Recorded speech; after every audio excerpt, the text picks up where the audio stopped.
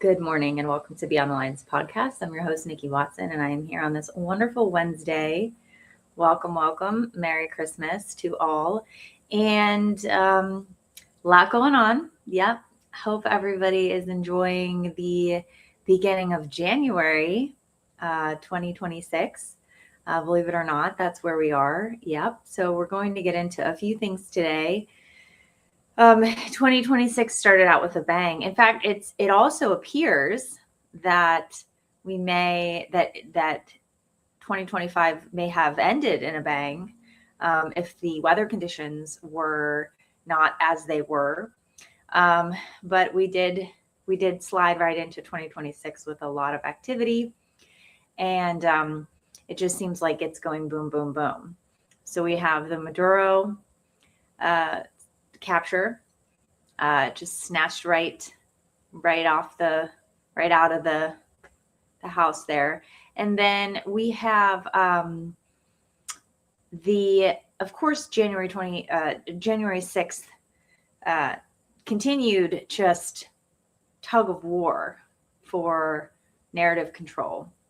This one really just is some shit to me. So we'll go into that a little bit. We, of course, have Governor Walz. He is lovingly referred to as Tampon Tim, but Tim Walz, who, if you remember from 2024, it's just crazy how it's 2026 already, and we're not saying like last year, 2024. He was Kamala Harris's running mate as VP. And he just recently announced that he's not going to run for re-election, which has been all the buzz because of the Walz Somalian fraud that is happening. The Walz Somalis, as I have said. So we're going to get into maybe that a little bit, but there is a lot going on. I mean, it's just, again, one thing after the next. We have Trump talking about Greenland, right? Dan Bongino is back at the mic. That all seemed to sort of happen quickly. So a lot to cover today. Again, I hope everybody's having a great week so far, sliding into January. And did I have anything else on the description? No, I think we kept it short. Oh, the regime change. Yes, right. The regime change. If you look up, I mean, you could just go to X and you could just search regime change, and you'll see just a laundry list full of different commentators talking about regime change. This is regime change, And again, another thing that struck me was Megyn Kelly had on Aaron Mate talking about, and then he was saying like, we can't regime change another country. So I thought that was interesting.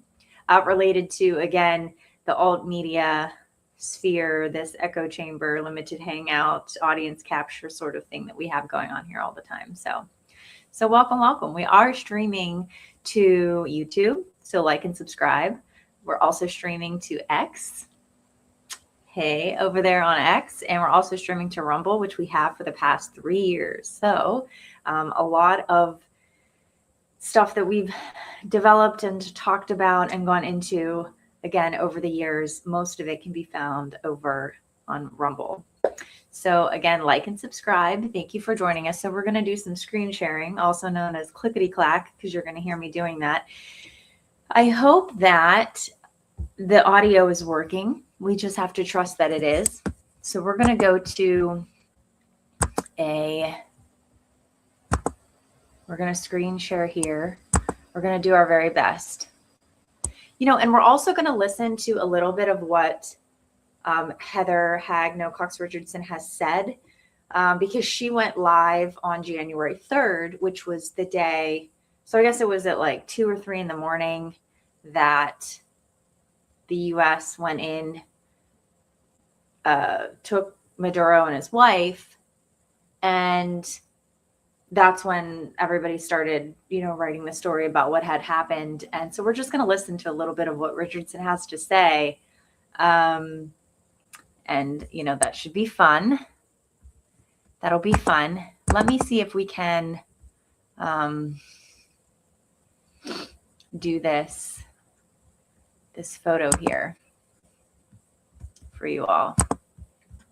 Hope everybody had a good holiday. No, this wasn't. I think we did a show since, or no. Is this the first show of 2026? It is. It is. Where are my streamers? Yay. I need to have one of those like with the, the New Year's Eve. Oh, and we could also watch the new Dem governor's advertisement that or their like sort of commercial that they posted to their Instagram page. That might be cute to do. But anyway, so welcome to 2026. This is the first Beyond the Lines podcast of 2026. So here we go. Coming to you in quality. What is the internet access that I have here?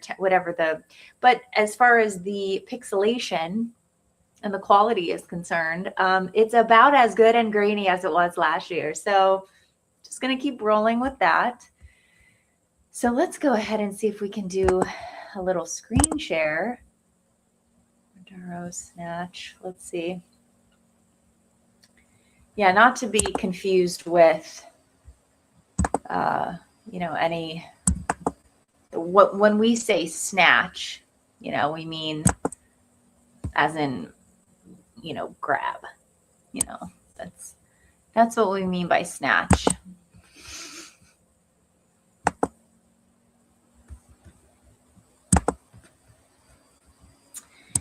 Yeah. So there we go. There we have it here. Let's see what else we have.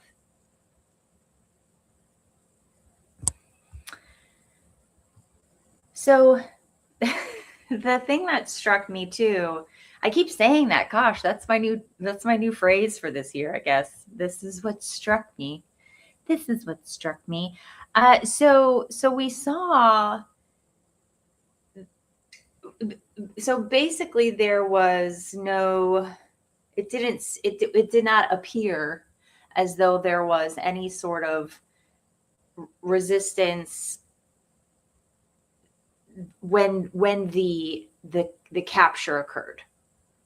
Apparently there was no resistance, so it led to sort of like, well, what was going on? And was there a rat that sold him out, or was this a coordination?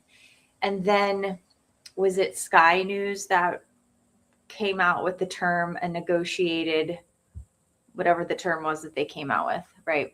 A negotiated capture, or whatever the term was, negotiation. So then it led people to start speculating on, well, was this negotiated? Was this something that the Trump administration had already talked to Maduro about? Was everybody, because also too, was it even just the day before? Let's go to XF's channel, because it was the day before that video came out with Maduro in his car talking about, right? So let's see here. So January 3rd. Right. And there was just so much, so Sky News reported Maduro's capture was negotiated exit, sources tell Sky News. Okay. So, but the day before, let's see here. So the day before, consolidarlo como modelo. El otro tema que tiene que ver con el ataque especulativo permanente sobre la moneda es una materia que hemos logrado superar por etapas. Okay.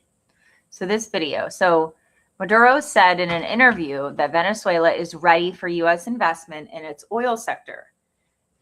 Quote, the U.S. government knows this because we have told many of its spokespeople that if they want to seriously discuss an agreement to combat drug trafficking, we are ready. And if they want Venezuelan oil, Venezuela is ready for U.S. investments like those with Chevron whenever they want, wherever they want, and however they want. Okay, so that came out, that was posted on January 2nd.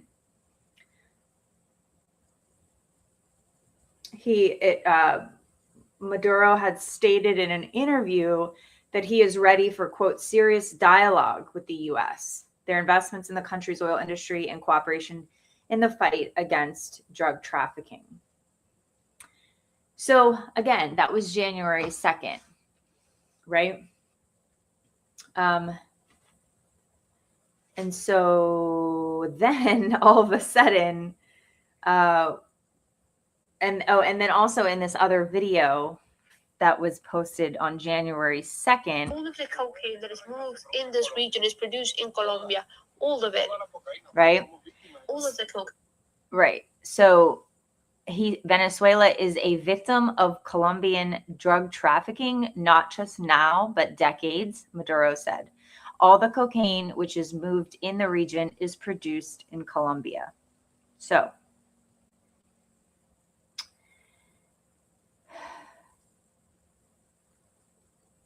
also on January 2nd, America took 99% of oil revenues, Maduro said. Venezuelan economy is breaking away from oil renterism model.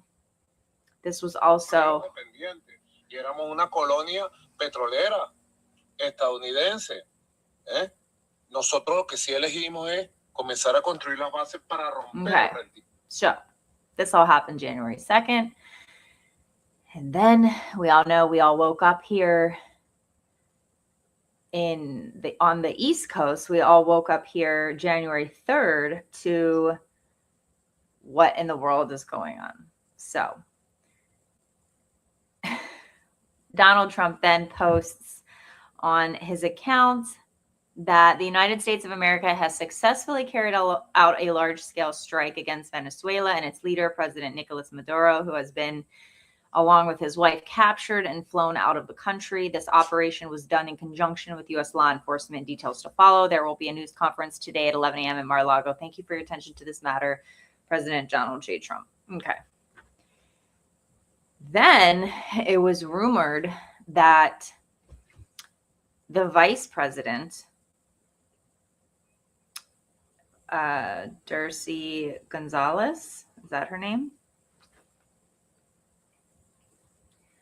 Was in Russia. Well, there was like confusion with this, the storylines. Like, oh, she fled to Russia. It was, people were saying. And then it was like, oh, no, she's in Russia, right?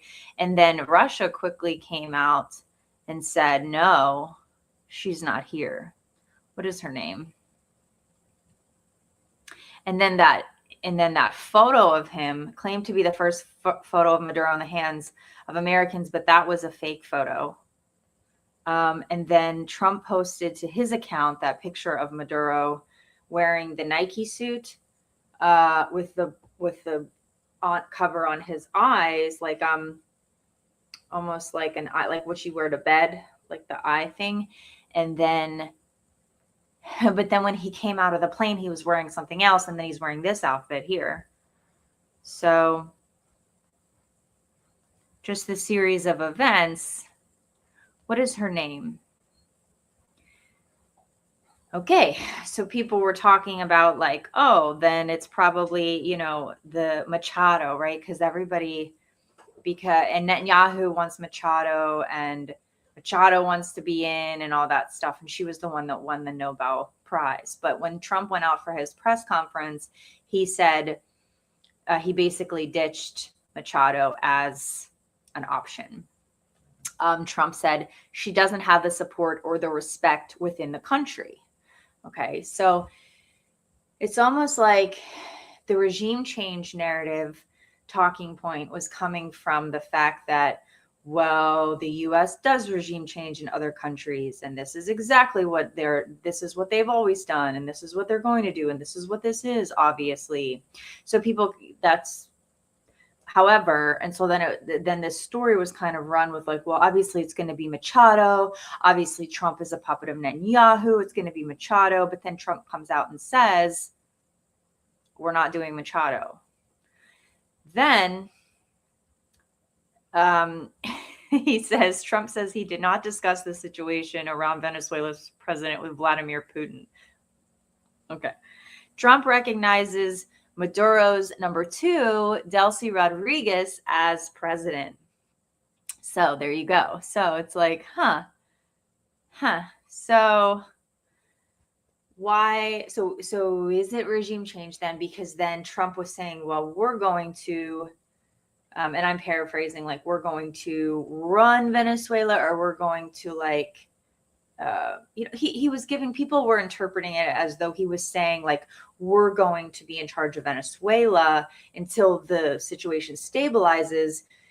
But then it was also confirmed from the Pentagon that there were no US troops in Venezuela doing anything. So then what is going on, right? And this doesn't even address the fact that Chinese, whatever you want to call them, I'm not one to say, representatives, delegates were in Venezuela the night before. So there's that. I don't know. So there's that. So then let's go to, so I do want to bring up the fact that there's been a few wardrobe changes. Okay. There's been a few wardrobe changes here.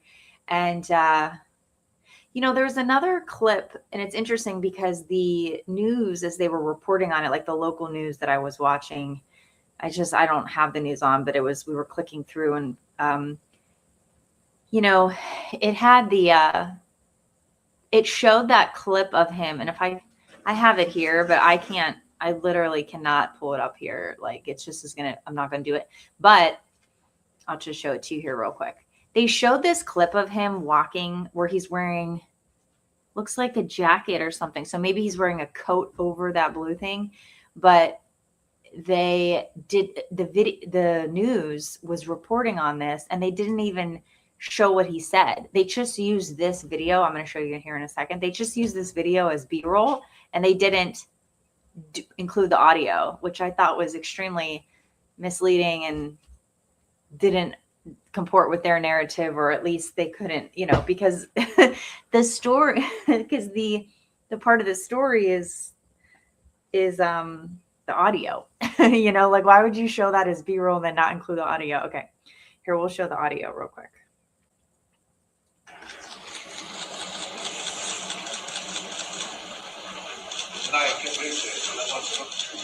Good night. Happy New Year. Good night. Happy New Year. Right. And then, is he? Yeah. Like, his thumbs are up in that photo. Okay.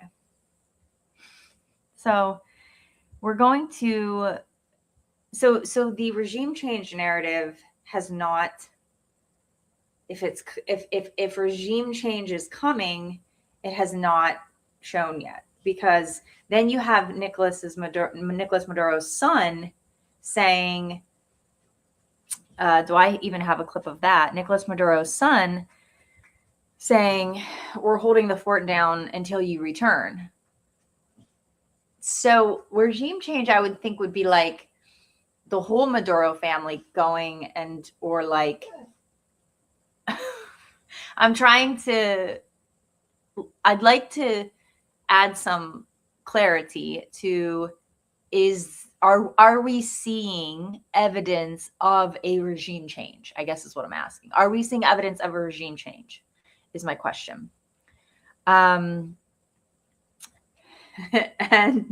if not, why are anti-imperialists talking heads doing regime change talking points? I don't know. I mean, I can speculate, but just asking. Let's see. What day was that? Yeah, don't we have a video of his son saying,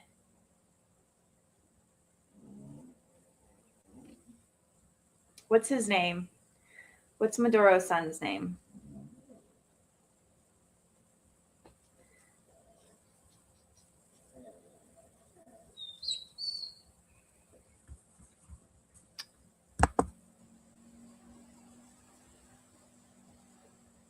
Oh, okay.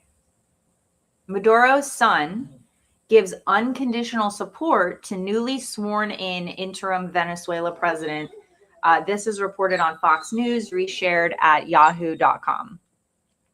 Okay. Nicolas Maduro, the son, Nicolas Maduro Guerrero. Oh, this is when she's getting sworn in. So she was also sworn in. So Darcy was sworn in as the new president. Okay. And then remember, this was what was it yesterday? Does it truly matter? If somebody's asking, hi, 6'7" Jolly Roger is asking, does it truly matter? What does what truly matter? I don't know what you're referring to. Okay, so Nicolas Maduro Guerrero, the son of captured Venezuelan dictator Nicolas Maduro, has pledged his unconditional support to the newly sworn in interim president, Delcy Rodriguez, who served as his father's vice president. My unconditional support for the very hard task you've been given, Maduro Guerrero, often called a Nicolasito, said, according to the Canadian Broadcasting Corporation, count on me, count on my family, count on our firmness in taking the right steps at the forefront of this responsibility that is now yours. Maduro Guerrero made the remarks during his first public appearance since his father and stepmother, Celia Flores, were captured by U.S. forces and extradited to New York. The ousted Venezuelan president's son, who is himself a legislator, joined other ruling party lawmakers for a planned swearing-in ceremony of the National Assembly for a term that will last until 2031, the Associated Press reported.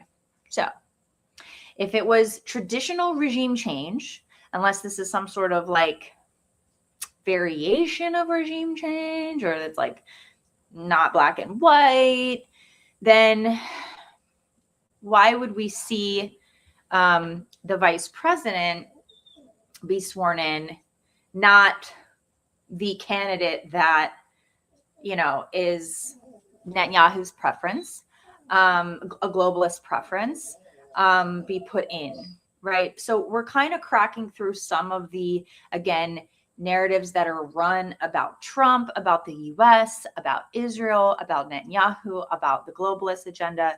Like, we're just, because the story goes is that Trump is Netanyahu's puppet, that he's still being run by globalists, and he would be putting in. So don't you think then that if that were true, then he would be putting in Machado, who's like, right? Okay.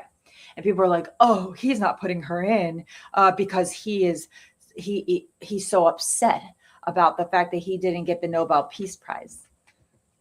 That could be what is how it's justified, but there's so much more than that, we have to assume.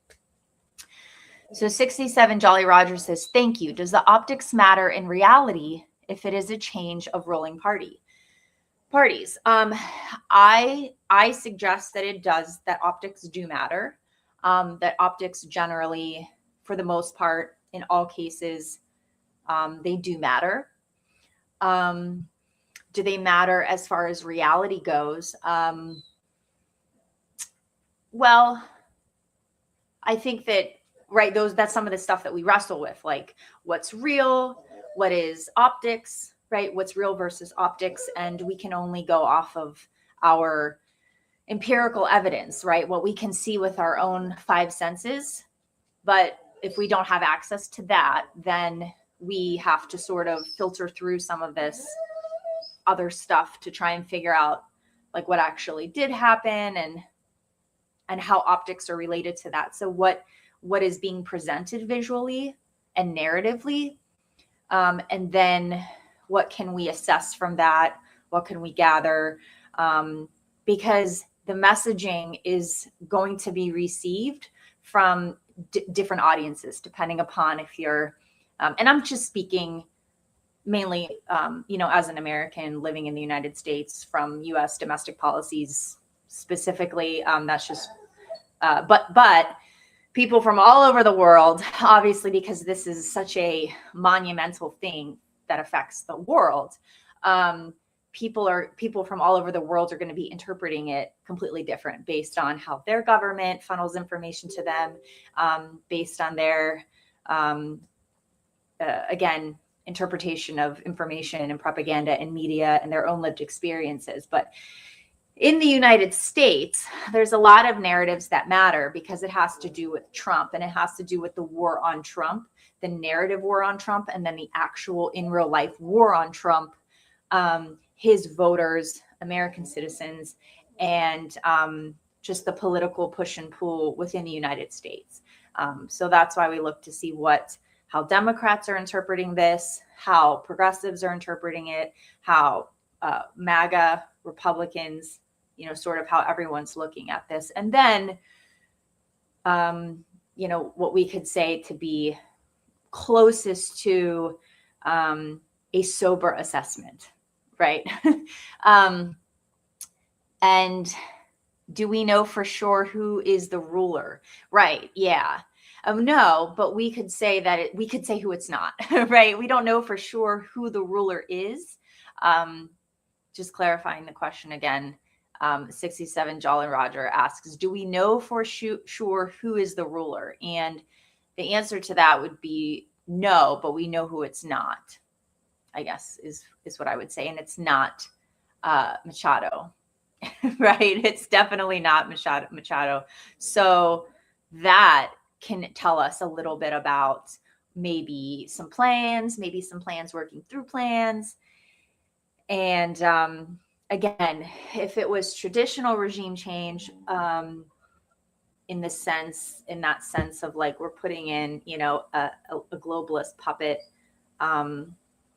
historically the case, to do our dirty work and whatnot, would you leave his family there like that? As a legislator, his son, it says his son is a legislator, and then they fully support the vice president, right? So that just leads us, it's not like they're putting in someone, and then there's that funny meme with Marco Rubio, like sitting on the chair, like he's going to be the next president of Venezuela. So no, it's not, it's not, not as of now, Marco Rubio. Come here.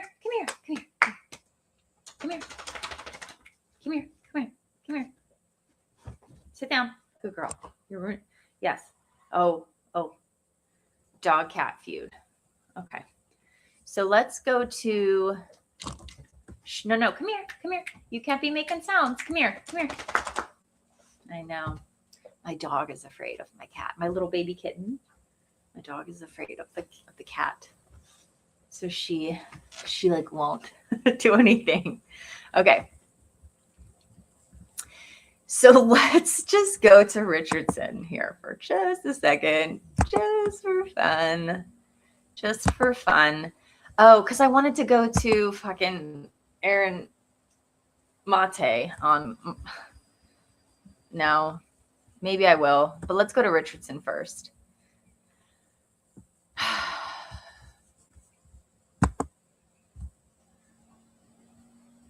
know I need some music here. No, we can't do that. Should I go to, you know what I'll do? Here's what I'll do. Because I'm getting a little bit better with the situation here with going to using my Telegram. I like Telegram for different reasons. And I've talked about that before with the way that it's really easy to upload. For the most part, it's easy to have videos. It's easy to thread information when you're working on a specific topic to just kind of go back to where you were. And no other app, based on what I've found, can really do that in that way with content and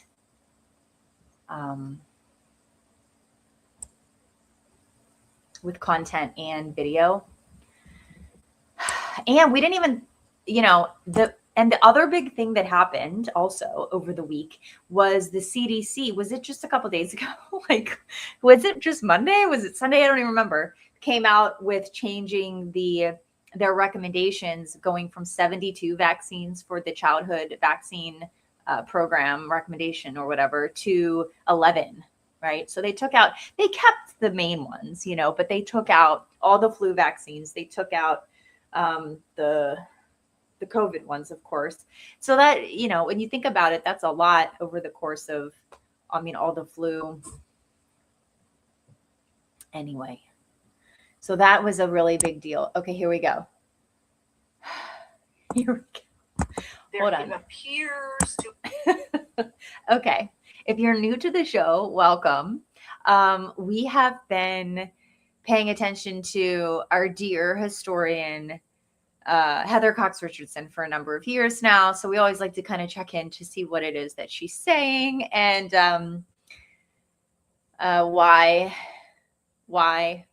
So let's see if I can do this correctly. I'm going to stop sharing Maduro. Wish me luck as I go into the video here to see if I can get what I want. I think I did. This is exciting. Yay, I did it. Okay, great. Perfect. Okay. Perfect. There appears to have been a covert operation in Venezuela that Trump blurted out on the radio the other day. But now, this morning, as I say, a little before 2 o'clock, the United States appears to have struck the capital of Venezuela, Caracas, and taken out, literally, not killed, but taken away Maduro and his wife. It appears that his vice president, Maduro's vice president, has fled to Russia. But again, we're early days here, and I'm just telling you what's in the news this morning so that we have a baseline for the background that I want to give to you and why this matters aside from. Okay. Very good. I don't like that word. I don't like it appears. I'm going to get rid of that. Hold on. Covert operation in Venezuela that Trump. Okay, so I don't know why that language. There it goes. Okay, great. See, we're learning here. This is all learning. So Richardson said, she said that the vice president appeared to have fled to Russia when other reports were saying that she had already been there, that she was there. Now, we're going to go let's see here. So the reason she said this is because Reuters had already reported this. Hold on, we're gonna look at it here.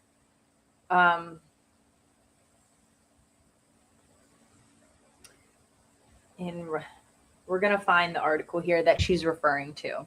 Okay, she obviously doesn't retract it at all.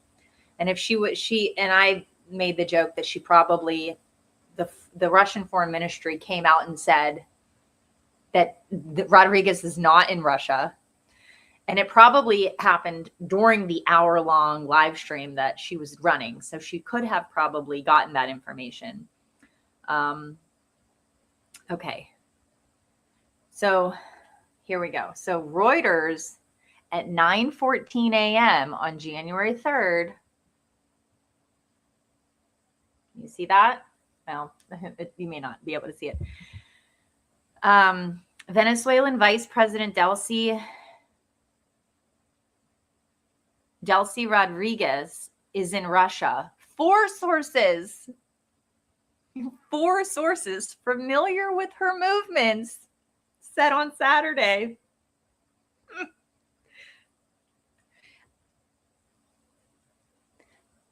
How familiar with her movements were there? And that's a lot of people familiar with your movements to get it wrong, though. Four sources familiar with her movements. Just the dumbass way that they write it. Good job, Reuters. Four sources familiar with her movements said on Saturday. After President Donald Trump said President Nicolas Maduro had been seized by U.S. forces after an attack on the country. Her brother, George Rodriguez, the head of the National Assembly, he's still there. So if this is, I mean, what kind of regime change is this? Is in Caracas. Three sources with knowledge of his whereabouts said. There, you know what? Reuters is the creative bone in their body comes when they have to get creative about sources, right? Four sources familiar with her movements, says George, and then three sources with knowledge of his whereabouts. With knowledge of his whereabouts, familiar with her movements. That they only have so many options. They can't keep using the same ones. Okay. So shortly after all of these started coming out about the news and everybody started copying and pasting this Reuters headline, like Richardson is clearly repeating, no, with no source, by the way, the Russian foreign ministry came out and said she's not in Russia. Okay. And then she obviously was sworn in and right. Okay. So I'm sure Richardson is not going to retract the statement. Now, I will go into the other bullshit that Richardson was saying right after this, because although it's important what happened with Maduro, she's going to go into why it's actually really important and why it matters. So let's actually go to that. Let's go to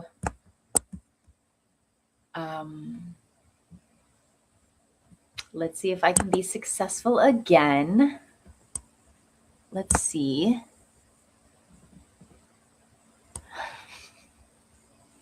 Oh, I have the clip up here. I could have just showed you guys the clip.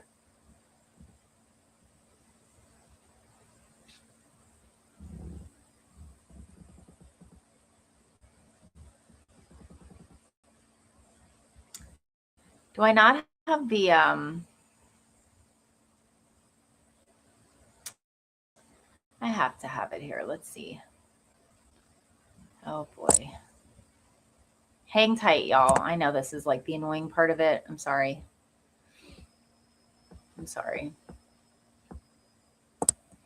But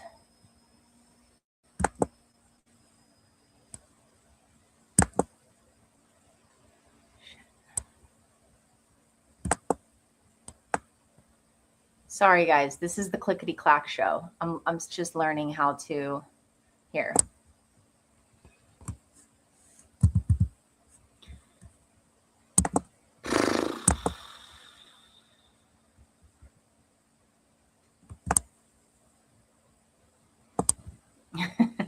You're losing them. But okay.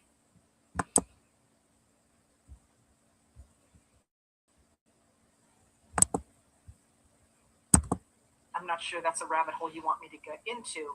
The point here is that there were rules, and big countries were not supposed to invade little countries. But I'm not sure that's a rabbit hole you want me to get into. The point here is that there were rules, and big countries were not supposed to invade little countries, bigger countries. So if you think, for example, about the first Gulf War. So she's talking about the rules-based international order. What the United States did under Republican President George H.W. Bush is they said to Iraq, no, you can't take Kuwait. And that, I don't know about you, when I was much younger then, and I was like, it's all about the oil. But in fact, there was the principle that Iraq could not simply say, hey, I'm taking Kuwait. We pushed, if you remember, the United States troops pushed Iraq back over the border and stopped. So, you do you, but we are going to make sure that you can't just take over a smaller country. All right, that's the rules-based international order. Now, Russia doesn't like that. Under Putin, Russia does not want the rules-based international order because it wants Ukraine and it also wants other countries, but pretty openly wants Ukraine. And this has been a struggle that's been going on. Remember that the United States, Russia, and the UK promised that we would respect Ukraine's sovereignty if Ukraine gave up its nuclear weapons. It did give up its nuclear weapons, and in goes Russia in 2014. And the United States stood against that, but somewhat half-heartedly. And this is the struggle that's been going on since then, since 2014, for the control of especially those eastern parts of Ukraine. Putin needs those. He wants those and he needs those. There's all kinds of problems in the Russian economy, which is actually quite an interesting rabbit hole that I won't take you down right now. But he wants and needs those industrial areas of Ukraine in order to prop up his own rule in Russia, and that's in real trouble right now. Meanwhile, he also recognized. But wait, weren't they?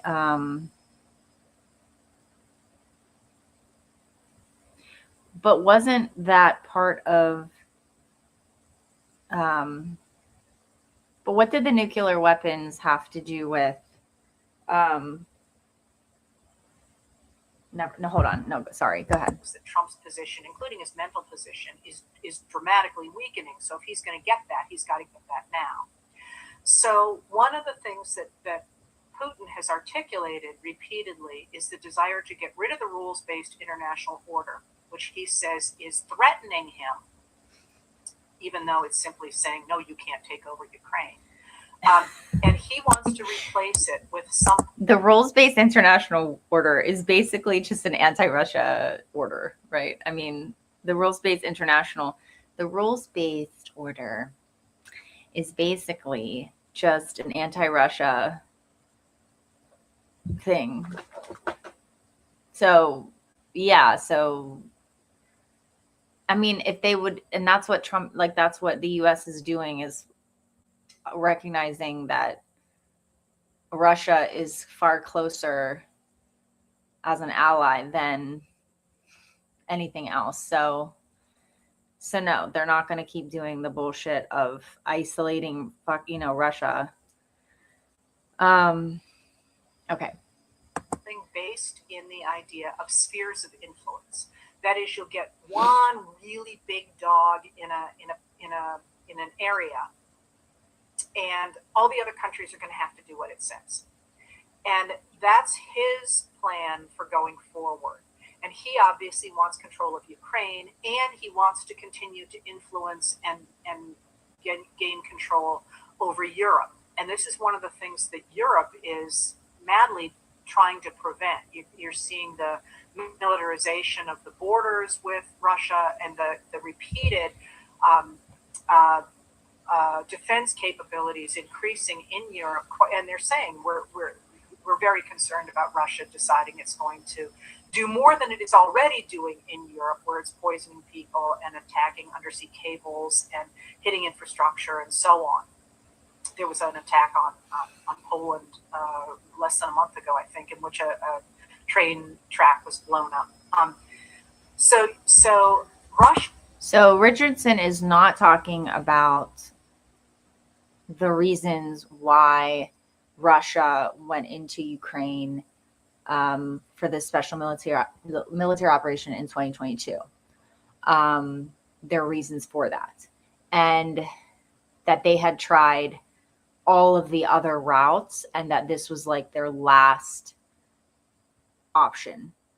And then also, she's not talking obviously about 2014 and the Ukrainian government's overt attacks on its own citizens in the Donbass, and that they were trying to ethnically cleanse Russians from their homes in that area. So that's a huge piece that a lot of these commentators miss when they're talking about Russia aggression and, that Russia is the big bad aggressor or something, because they did not do it for no reason, and that's how it's presented, right, in the media, is that it was because Putin is a dictator, and because he is a madman and he wants to take over and he wants the resources and he wants to take over. I mean, I'm sure the resources are going to be nice, but at the same time, what obligation and responsibility did Russia have when all of the red lines, maybe that's not the best way to say it, but all of the lines had been drawn, and Russia has accused Ukraine of building up NATO forces along its border, like right before, if you go back in 2022. I know everything likes to get memory hold, and it's now 2026, like crazily. But, this could have been prevented, right? And that's why Trump says that this is not his war, that this was Biden's war, because this could have been prevented, diplomatically in a way that did not require war, but inevitably,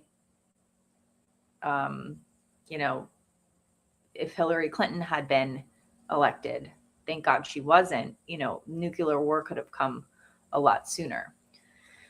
So, when people are backed up into a corner, right, in countries as well. So let's continue. So Richardson's doing the New York Times liberal intelligentsia talking points right now. She's doing, I wouldn't go as far as to say maybe the RAND Corporation, but she's doing basically the isolating Russia talking points, and trying to negate reality.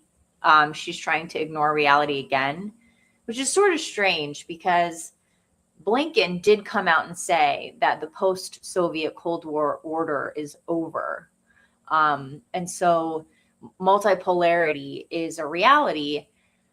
And so the world breaking up into blocks, essentially, Trump isn't doing it to appease Russia, although that's a benefit, right? And we don't know necessarily the backdoor conversations are right. There's a ton of analysis and speculation related to a sovereign alliance between Russia, China, and the United States. So if this was the Biden regime, Richardson would be all about it, whatever it is, she'd be all about it. But the fact that it's Trump, she's going to specifically mislead and misdirect her audience to try and make it all about dictatorships, Russia, Putin bad. Trump wants to appease Putin. Trump wants to be like Putin, right? It's all this personality politics stuff that is really, she is so out of her lane that it's mind-blowing how far out of her lane she is. But she doesn't know any better right now. She's just, obviously talking out of her ass, but actually talking very specifically. And she's reading a script and she's giving very specific information about, again, the narrative that they want to craft related to, and she's not even talking about regime change, right? So this all has to come back to why Putin wants to take over Russia, or why Putin wants to take over Ukraine, and other countries, right? So nothing can stop what's coming, I guess, is what I'm saying. But let's hear what else she has to say. It wants to get rid of that rules-based international order because it wants more influence in Ukraine, and it also wants influence in Russia. It wants more influence. So Russia wants more influence in Ukraine, and it also wants more influence in Russia. Why would Russia not have more than enough influence in its own country? And so the rules-based international order, she doesn't even really talk about what that is. And she really just talks about it like it's just totally sane, totally normal. When it was really, if you go to the Atlantic Council's website, you can find the definition of it. And it's really something, again, that was just put on to sort of keep the United States as the unipolar global hegemon, and then also allow globalists to do whatever they want, wherever they want in the name of democracy, but basically to isolate Russia, because Russia lives by their own principles. And that really changed with the presidency of Putin, and sort of how their oligarchs changed, right? Their rotation of elites changed back, what was it, in 1992 or 95, whenever he rose to power. So this is all, it's all unraveling. This is all unraveling because the Democrats tried to keep the two-party system for so long, sold our country out to anti-American globalists who don't give a shit about our people or our country or our sovereignty or really the sovereignty of any country, really. And so in the name of democracy, we can just break apart and we can just take whatever we want. Okay. And they want to do that to Russia. They want to break up Russia into however many parts or whatever. And Putin's like, no. So does he have a right to say no? Does Trump have a right to say, this is our country and we're not going to do that anymore? So in ways, yeah, Trump is doing what, you know, Putin has done in the sense of, I mean, when it comes to playing hardball and sort of standing your ground, I guess. And it's really hard for the United States to do that because we have federal elections every 4 years. So we have to keep, but the problem with our country is that too, among many things, but we never had that rotation of elites because the power elites were able to keep stable. So even if they had, it was the uniparty, right? So that's why it's so interesting about like the democracy and whatever, because it's like, you know, and people want to like, so we never had a rotation of elites. Okay. And we have this two-party system. But we have a uniparty. So even though a Republican and a Democrat swapped out, it was still a uniparty, right? It was still that same ruling class agreeing with each other that they were at least going to continue to do global hegemony and continue to do isolating Russia and continuing to doing the rules-based order and all that stuff. They agreed that they were going to keep doing this. But then at one point, and this has to do with our economy and the dollar and the rise of technology and metals and all that stuff, the rise of Donald Trump, right? And so that began, and it obviously began before that because it led to the rise of Donald Trump, but then it became, he was like an overt, like bull in the china shop of, we cannot continue to do this anymore. And thus the rotation of elites began, with the old guard being replaced by a new and different power elite within this political sphere. And that's why they're freaking out. That's why Richardson and the Democrats and Norm Eisen and all them are freaking out. Mark Elias and that are freaking out. Clinton's, Pelosi's, all that, because they don't have the ability to keep doing their games as usual. And isolating Russia has been their thing for so long. So that's why they're freaking out about it. That's what's with the Russia collusion. And we're going to go into maybe here. I mean, hopefully we have time here to go into January 6th. So we'll go into that as well, because that has something to do with it too. Anyway, let's keep listening to what she's vomiting. But there's more than that. Russia can't do that on its own. Russia is not strong. Russia's economy, as I say, is in really bad shape. And Putin's got a real problem. He's lost more than 1 million men in his war on She Ukraine, says the which same he thing expected about would Trump. take a few days, right? How can he possibly do that? He can't. But the biggest dog in the world is the United States of America. So if he could get the United States of America to sign on to that, the game has changed. And this is one of the reasons that a number of people, including me, have called attention to the United States' national security strategy document that came out about a month ago, in which the United States no longer said Russia was a problem, but began to attack Europe, our ally in this international rules-based order. With the U.S. attack on Venezuela against the tenets of the UN Charter, the United States is putting its stamp of at least condoning a big power attacking a smaller power. And you know that this is what's going on because instantly Taiwan, which is very concerned about an invasion from China, popped onto social media and said, hey, we're not buying this.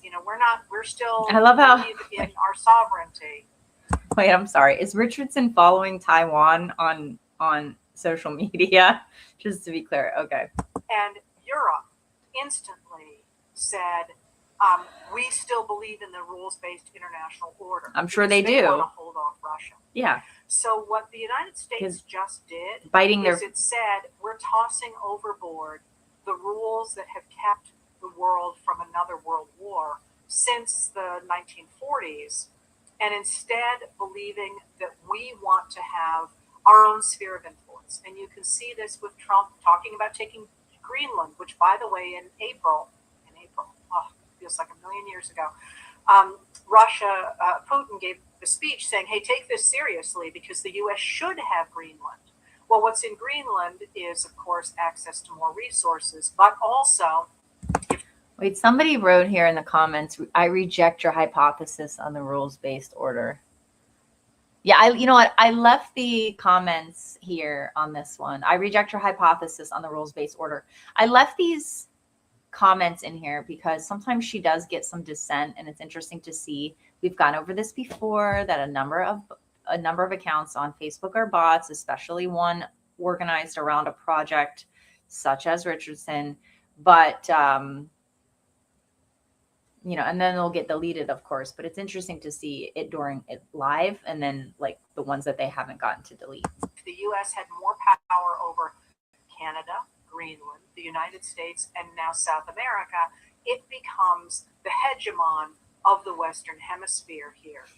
It is a much weaker position for the United States than it has had since the 1940s, because rather than being part of the entire globe, we simply become the power that's going to grab all the resources. Oh, dude. So she's saying that it actually puts the United States in a weak... See, her job is to take whatever is happening and her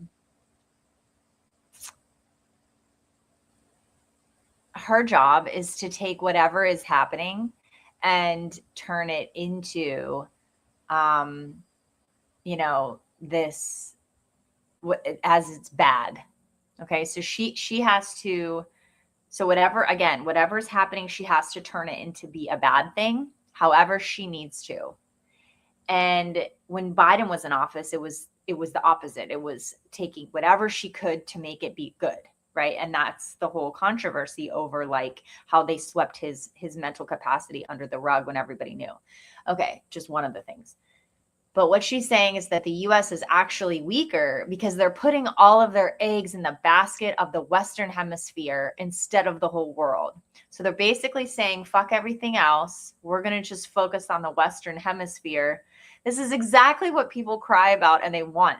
This is exactly what people all over the world, they're like, the United States should just take care of itself and do its own thing and stop bothering everybody. And they are. Now, does that mean Venezuela? Well, if you're talking about blocks and you're talking about regionalism and you're talking about spheres of influence, I mean, what are the choices here? What are the options related to the future of not just the next 5 or 10 years, but I mean the next 100 years?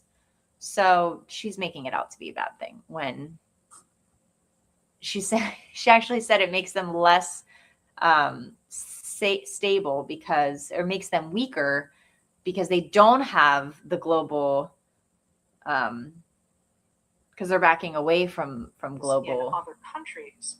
But it's one that looks very attractive to somebody like Donald Trump because of the degree to which he and his cronies can do what Putin has done, which is strip the lands for parts and put the money in their own. Yeah. Okay. Did I end it there? Yeah, it was long. So it's just like, I don't know. I don't know what Putin has stripped for parts. So I'm not sure what that is about.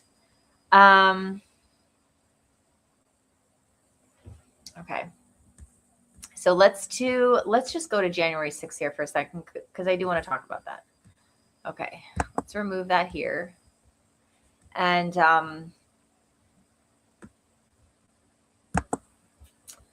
let's go to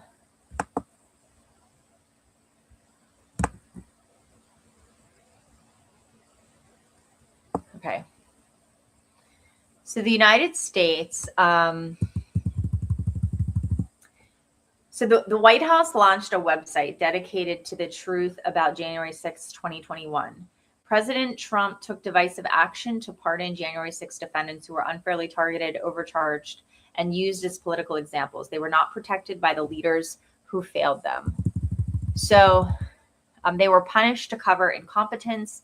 On his first day back in office, January 2025, President Trump issued sweeping blanket pardons and commutations for nearly 1,600 patriotic Americans prosecuted for their presence at the Capitol, many mere trespassers or peaceful protesters treated as insurrectionists by weaponized Biden DOJ. He fully pardoned most, commuted sentences, and ordered immediate release of those still imprisoned, ending years of harsh solitary confinement, denied due process, and family separation for exercising their First Amendment rights.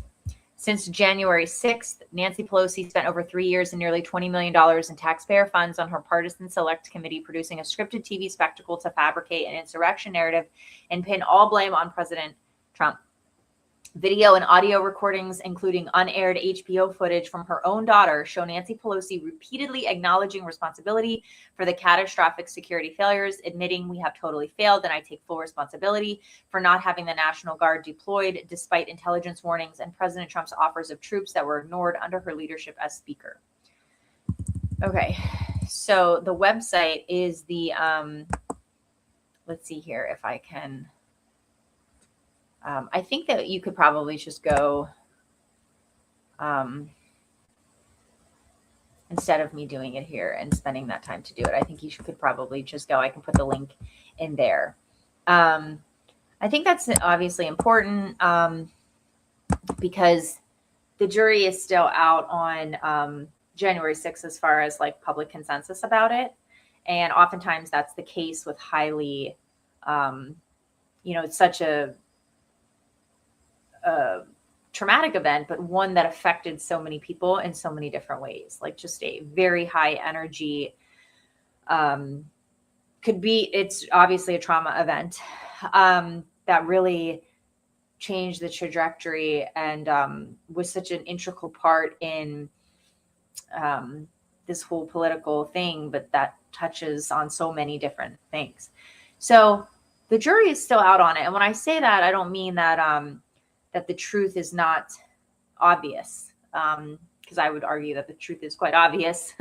And that if you go to the big data analytics, you would see and find that most people understand that it wasn't an insurrection and that there was definitely some shenanigans, and that if patriots really wanted to do an insurrection and take over a government, they would have brought guns, or they would have been a little bit more successful. And so also there was just so many discrepancies and video recordings of people, of things getting moved, dividers getting moved.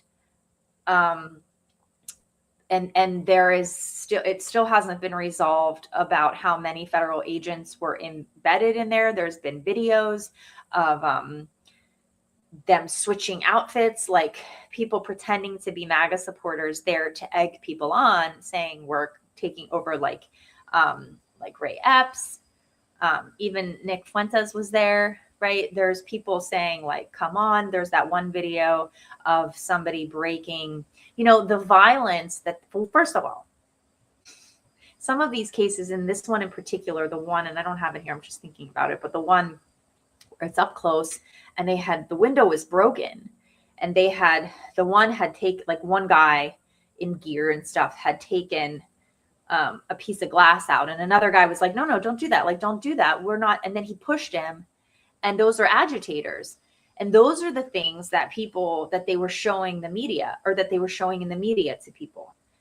Now, the other incident was when they threw the, what are they called? Not the grenades, but like the fire. What are they called? The things. And then they, like in a real protest where you're actually trying to do crowd control, which is, we didn't see it anywhere fucking else. Like, we didn't see it with the Black Lives Matter protests, the peaceful protests and stuff. Like, we don't even see it with the Antifa stuff. You know what I mean? So like, that's like a really like aggressive thing to do, is to throw something like that into a crowd of people, because it created this whole, then people becoming aggressive, right? Because they were being attacked essentially with this, all of that is documented. I mean, everybody there had cameras, and the government and the FBI and the Biden regime had taken these people's video cameras. And that's what the whole release was about, with the January 6th tapes release, because it shows that they were basically let into the Capitol. But then on the cases of where you're seeing aggressiveness, it has to be clear that these people, were they actually, agents, FBI agents embedded in there to create chaos, to make it seem like there was chaos. Clay Higgins did the whole ghost bus testimony, and he was saying that there was at least 200 agents in there. What were they doing? Right? So the videos that we see and the provocateurs that we see of people egging people on, like, we're taking the Capitol, or we're going in, or they're instigating aggression and violence, what's the story behind that? So the media portrayed it out to be this violent thing, when they also did not include these other various components. When you talk to people that were actually there, and we have all the footage. We have all the footage of them going in. And we don't even have all the footage. We have like a small amount of the footage. But even whatever has been made public, and the testimonies of people. And then compare it to the Black Lives Matter, where all the protests where they literally lit police cars on fire. Police officers were actually killed.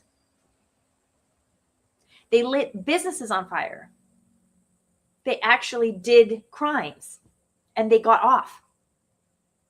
Whereas the political prisoners from J6, trespassing, parading, if you look at the things that they were charged with. Now, is it completely clean as far as like, did some people, were there outliers that did things that could be more, suitable charges? Like were there actually things done, crimes committed that should have been, like being destructive to property or whatever those, like, was there anything fair that occurred, I guess is what I'm saying. Was there anyone there that did something that was actually illegal with the intent and whatever? I'm sure there are, right? I think that there are. But as far as this 1,600 of them altogether, and the way that the media, so specifically the way that the media portrayed, and then just the surveillance and the persecution of American citizens for exercising their First Amendment rights of what they believed to be a stolen election. And they went there with the Republicans were ready to, sort of fight this. Like, they were ready to do whatever they were constitutionally allowed to do. Would it have changed the outcome? Who knows? But so why would Trump supporters do anything that would prohibit that from happening? So that doesn't make any sense. And this doesn't even go to mention that Ashley Babbitt was murdered in cold blood, an unarmed veteran. And he was never, Mike Goldberg, he was never held accountable. And in fact, went around the media circuit and started to play victim. So it is only in the Democratic virtual simulacrum that January 6th was somehow an insurrection where Trump, in their minds, ended up in jail. Trump supporters were all basically executed in their minds. And it didn't work out that way, did it? 5 years later, and Trump is president. Damn, that must just sting. Must just chop their ass. And they can't isolate Russia.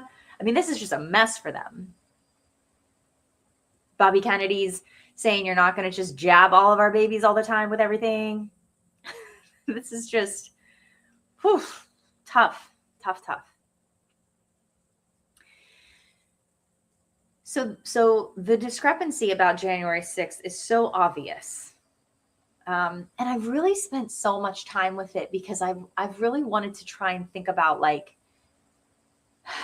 what that must feel like to be, against Trump, to hate Trump, and to really believe that this was what the media and the Democratic ruling class and the politicians want us to believe, that this was an insurrection. Like, I really think about what that must feel like, and like, how is that even possible? Because it's so divisive, and it's not even the way that they present it is that it's not even neutral. Like, it's not, they keep using the word insurrection, which is not true. It's so bizarre after all these years already.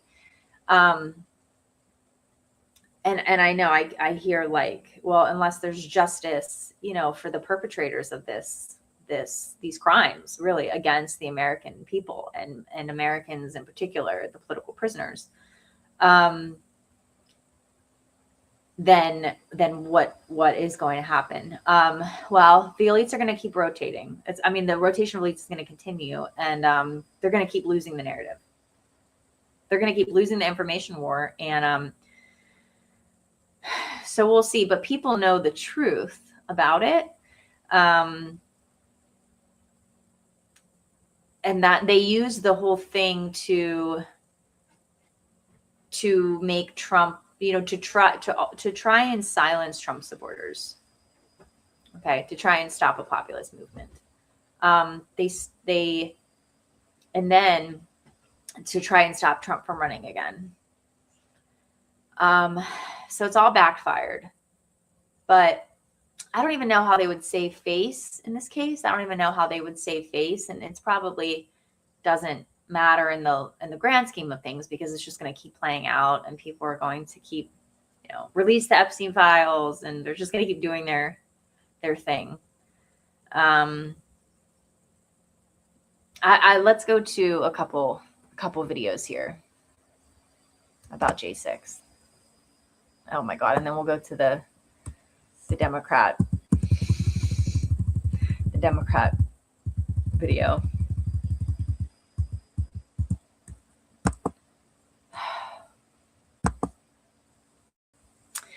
So Julie Kelly, who has been in the courtrooms for the J6 hearings, she posted yesterday, Senator Rand Paul just published records showing the FBI's 2-year surveillance of an American citizen suspected of entering the Capitol on January 6th. The spying included physical surveillance of her home and movements.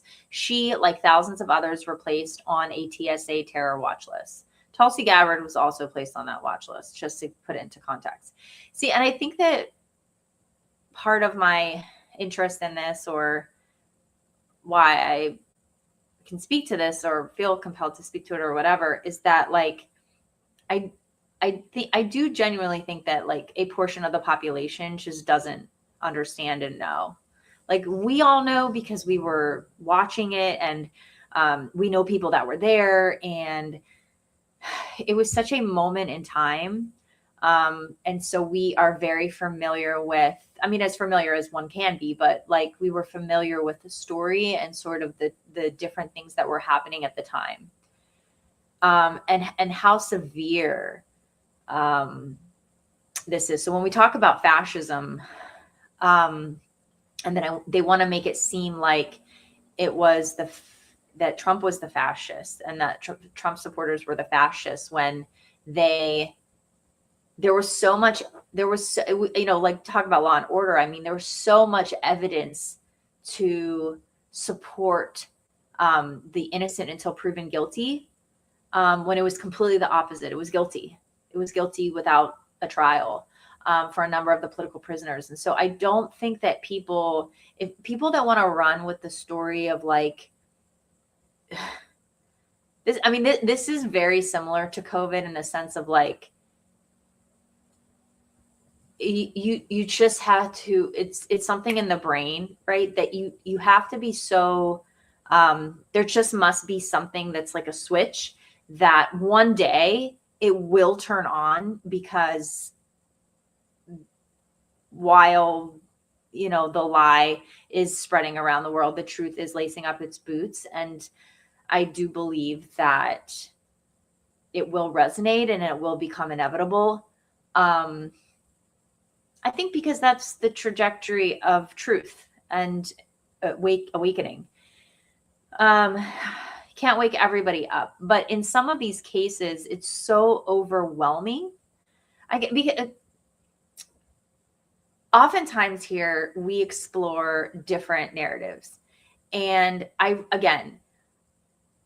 I spend a lot of time with opposing narratives because I want to find that kernel of truth, because people buy into them on all sides, but people buy into them, and it's like, why is that, right? And it's a trauma response, and it has to do with the way that we see the world, and propaganda is effective, and it can be good and it can be bad. And again, we saw that with COVID, and and then inevitably it came out like with the masks and the social distancing and Fauci's emails and that sort of a thing. But so then it's like, how do you keep doubling down on the lie? Is it that you don't know? Or is it that you just, that's the narrative, and we have to save face, and that's how we're going to do it, is we're going to keep repeating the lie. Because the evidence would seem so obvious.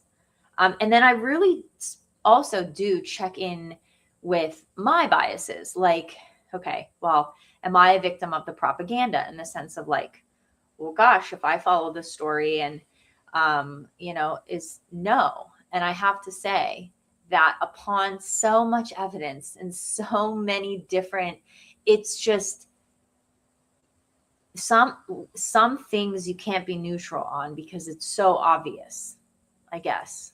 And January 6th is just one of them.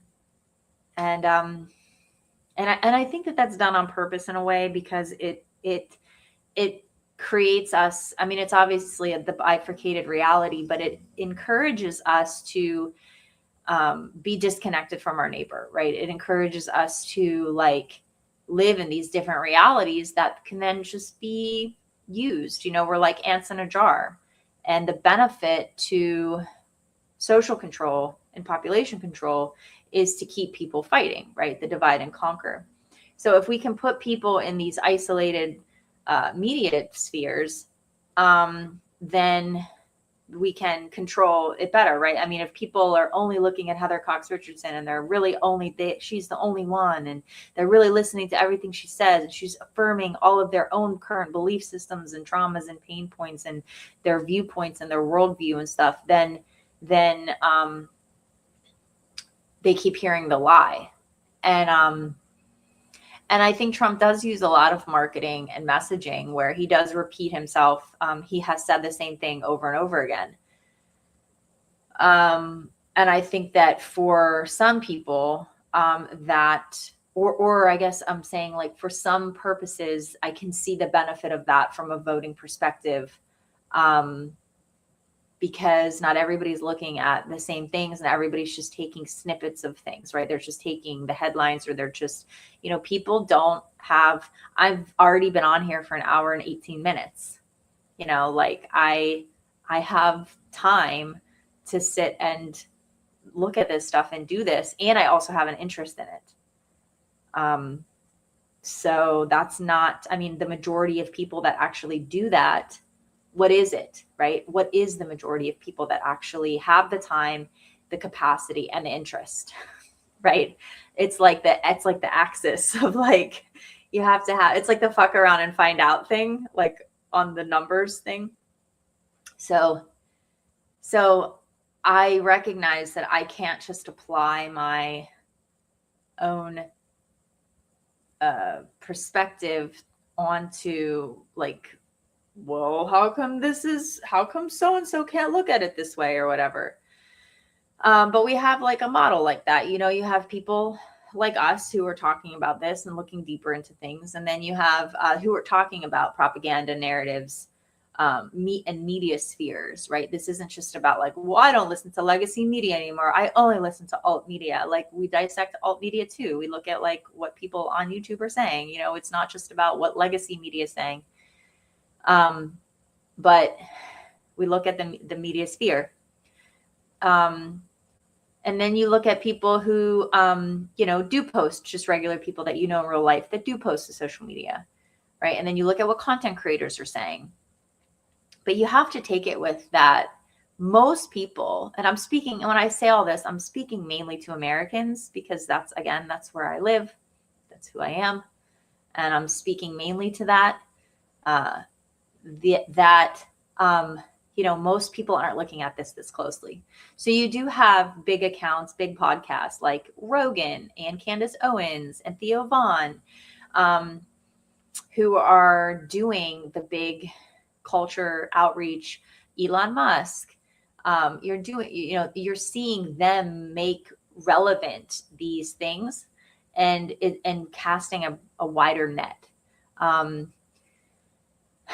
yeah, comedy is interesting, how we can include comedy into that. So you're seeing that where they're bringing in people who wouldn't necessarily be interested in politics necessarily, but they're being educated on politics because of the interwovenness of the last decade of culture and politics.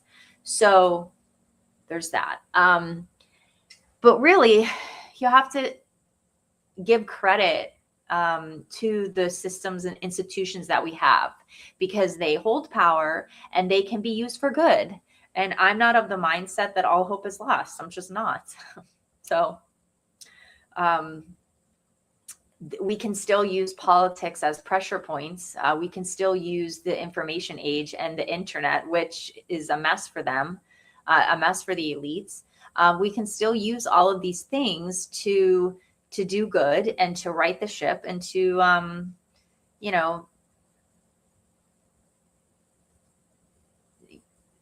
be aware of it and understand, though, that how many people actually, and people don't want to be in charge. People don't want to be rulers. Patriots don't want to take over the government. People want to give their consent, right? That's the consent of the governed. People want to be treated fairly. with dignity. They don't want to rule. Okay? People want to be rich because they don't want to have to suffer. So really, they just don't want to suffer, right? So people don't want to rule. Okay? So somebody needs to fucking rule. Somebody needs to be in charge. Somebody needs to organize. And most people don't fucking want to do it. Okay? So we have to enable and preserve the institutions that allow good men to do it, to do the work, right? Put their money where their mouth is, get into the ring. And so that's some of this, all the stuff that we look at. I know that was a little long-winded there. I don't know exactly where I was going with that necessarily, but because I don't think, this is just, Julie Kelly must have posted thousands of tweets over the course of the J6 prosecutions. And I don't think that people understand, or they do believe. They're just sort of, the Democrat voter might be just sort of dismissive of it. And they might say that for us, like, these are all the things that are going on in ICE. This is this specific case, right? They might be following ICE cases really closely and being like, this is where they're wrong and this is where there's injustice. And they can tell the tale, So they should post the X. They should get off a blue sky, and they should educate the public then if there's something credible that, they're doing citizen journalism on. Or they're just taking Richardson's word for it. I don't know. So I don't think people that just want to say, like, it was an insurrection. To the law enforcement that protected the Capitol that day. Like, they don't know, like, these just thousands of data points that show the actual fascism and persecution of Americans for political purposes. You understand? This was political persecution. So they just don't get it. And inevitably it'll come out because everyone's going to keep talking about it. So let's just remove that for a second. Is this working out for everyone? This whole show so far, everyone fine? Let's go to, just like the emails. Okay, let's listen to, maybe we'll just listen to one story. Oh my God, I have to get to that one story. All right, let's listen to Ashley Babbitt's mom. 5 years ago, the American people. So Ashley Babbitt's family was also awarded money in a suit, like millions of dollars or whatever. Again, I don't know what it was, if it was like a wrongful death. An election was stolen from them. Whoops, sorry. Have their voices heard and make it clear that we knew the election was stolen from us. Ashley.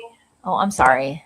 5 years ago, the American people knew an election was stolen from them, and the brave men and women behind us, as well as my daughter, showed up to have their voices heard and make it clear that we knew the election was stolen from us. As a result, Ashley was shot without warning, and many people were put in jail and are still continue to be persecuted to this day. People from the mainstream media, somebody in particular I'm thinking of, but I don't want to say his name and give him any more credit, continue to call these people insurrectionists. And I just, the American people were attacked by the police that day. My daughter was shot by a police officer who had a disciplinary record that dates back decades. And in any other police force, he would have been fired, not promoted. He's been protected. He's been honored. He's got raises. He's benefited both professionally and financially from the death of my daughter. Right. So I want to see Michael Leroy Berg held accountable, as well as Lila Morris, who ended the life of Roseanne Boylan. Then the mainstream media went on to tell lies about both my daughter and Roseanne. My daughter was a decorated war veteran. She served 4 tours of duty in the Middle East and served this country her whole young life. So I love Ashley. I miss Ashley every single day. And I appreciate everybody who remembers her and says her name. Also, I would not be able to leave today without saying free Tina Peters. She's our sister who is still in jail, despite the fact she too has been pardoned by the President of the United States. Tina Peters did her job, and she suffers to this day because of it. So, free Tina Peters. Remember Ashley Babbitt, Roseanne Boylan, Kevin Greason, and Benjamin Phillips. God bless you. God bless America. And thank everybody for being here.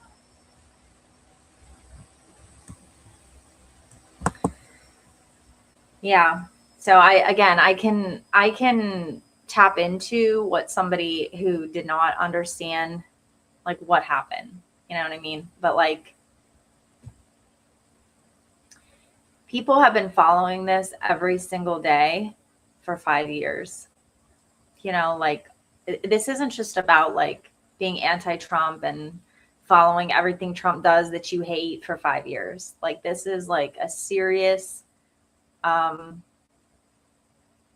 thing, obvious stain, you know, but this is a serious thing that like affected real people that just touched so many different people all over the country in so many different ways. Grassroots, on the ground, just affected so many different people, and it had such a chilling effect, right?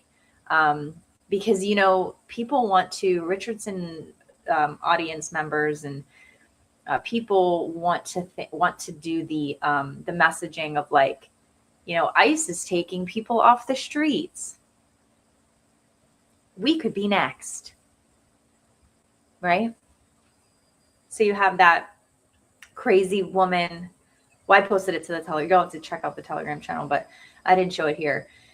That woman just swearing profusely at law enforcement, who she said was, you know, taking somebody. She was like, does he have a warrant? And the guy was like, yeah, he has a warrant. And she's still screaming at the law enforcement for taking it. You know, it was probably like an obviously some sort of detainment thing or whatever. You know, and this whole narrative of like, we could be next. When in fact, that actual scenario literally happened to actual people because of January 6th. 1 million people went to protest peacefully, you know, what they believe to be a stolen election, in good faith, exercising their First Amendment rights. And you know, the persecution of them had a chilling effect on everybody that supported Trump. It had a chilling effect on, to where, you know, with like what you put on social media, you know, just like the Julie Kelly thing that we just watched, read that woman, somebody reported her that she was there and she was being surveillanced just because of that. So, you know, when you talk about like thought crimes, you know, just the thought of having just thinking about supporting, you know, going against the establishment is chilling, you know. And I think it was Kathy Barnett who was quoting somebody about when they silence your speech, because that's how they can silence your thought. They can change your thought patterns. Because if you're not allowed to speak and you're not allowed to say what you think, then that can actually, again, have a chilling effect to where you start to think differently, and you start to censor yourself. You start to self-censor, right? And so the fact that this was all related around, I mean, we saw it with the medical tyranny for sure with COVID, but the fact that this was all surrounded around being a political thing, and how they had to frame Donald Trump as this person in order to to be able to present it. And it wasn't even like they had the public support. It's that they had the media on lock, right? And Trump had been kicked off of X, at Twitter at the time. Jack Dorsey is complicit. And so the fact that Elon took over X, or took over Twitter, made it X, you know, and they want to talk about censorship and freedom of speech and fucking Jimmy Kimmel and fucking with Charlie Kirk and like what they can say and I can't, like, well, where's my freedom of speech? Like, you don't understand, but do you understand what happened? Right. And they all feel that they all believe it's justified. Just like they believe it's justified, that they believe the whole thing with COVID was justified. They believe that they deserved to not be treated fairly. They have to dehumanize people. They have to dehumanize people in order for it to be okay. Because now we want to talk about law and order, and we want to talk about fighting for the rights of illegal immigrants. When, where the fuck were you fighting for the rights of the political prisoners? Because you didn't give a fuck about the political prisoners. Because you thought they were the brown shirts of Trump. So you don't give a fuck about them. So you pick and choose, and it's so hypocritical. It's so disgusting and so hypocritical. Let's see if we can go to the next clip here. Maybe we'll do one more clip. Oh, here. This is what I have a problem with. And we'll see what happens with this. But this is insane to me. This is some of the most insane shit I've seen in a long fucking time. Okay?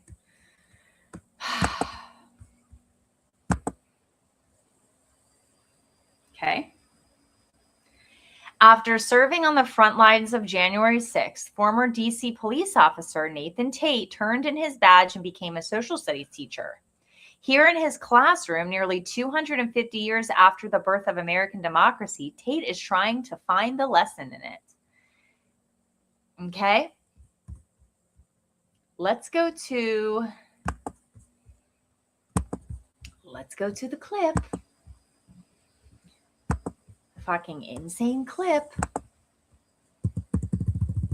Okay? Fucking crazy. Today we're going to be connecting to Boston. Oh my God. Let's see. Tea Party rides today.